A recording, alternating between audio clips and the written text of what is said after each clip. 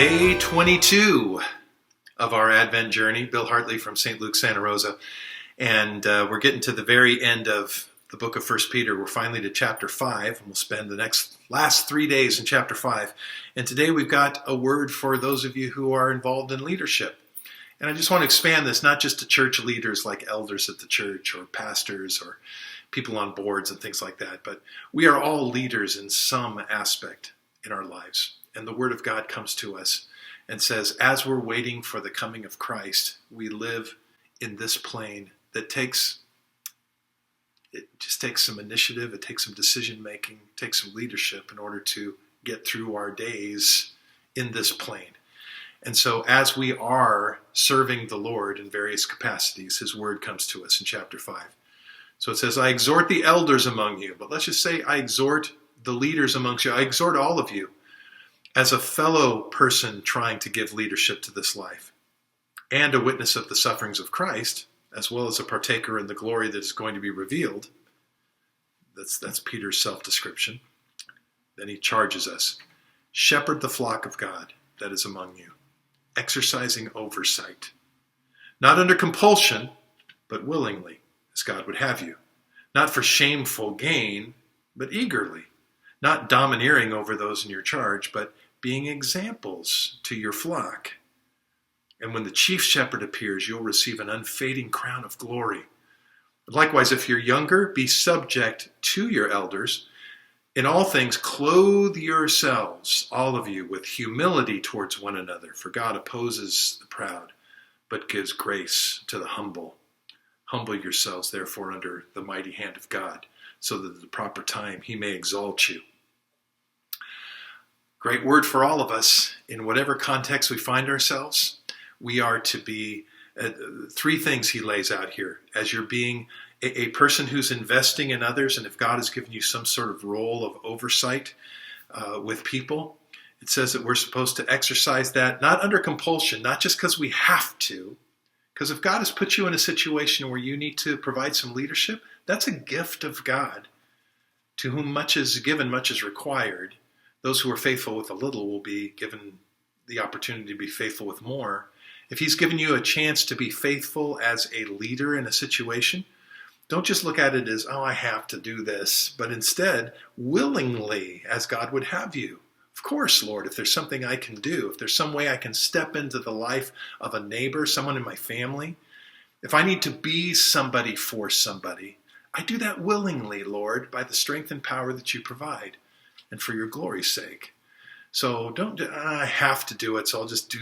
When we do things that we just have to do, even if it's gift giving at Christmas, I don't really want to get something for somebody, but I kind of have to because it's Christmas. It just bleeds the life out of it. Instead, no, align your will with the will of God. If He's called you to a situation, embrace it willingly. Then he says, not for shameful gain, but eagerly. So not, wow, what am I going to get out of this? I'll do it if I get a good return. I'll give a gift if I get a big one back. I'll do something nice for somebody if I get a big thank you. But no. Not for gain like that, but instead eagerly. I'm eager simply to invest and give. I'm eager to do this job that God has given me. And I'm going to be eager as well as willing and not get my motivations all convoluted. And then finally, the last one, not domineering over those in your charge, but being examples to the flock.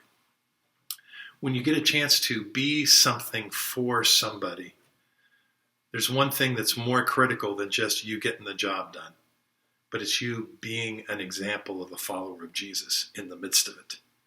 It's how you handle yourself in the process, not just the end of the process and ticking the box that you got it done. So we're supposed to be examples. We're supposed to be eager and willing to put ourselves in that situation, representing Christ and His leadership. All of those things are charges for us to humble ourselves, but not just humble ourselves towards one another. Yes, it does call us to humble ourselves towards one another, to serve the other person, to want to make sure that we're investing in them in a way that will raise them up, not raise ourselves up.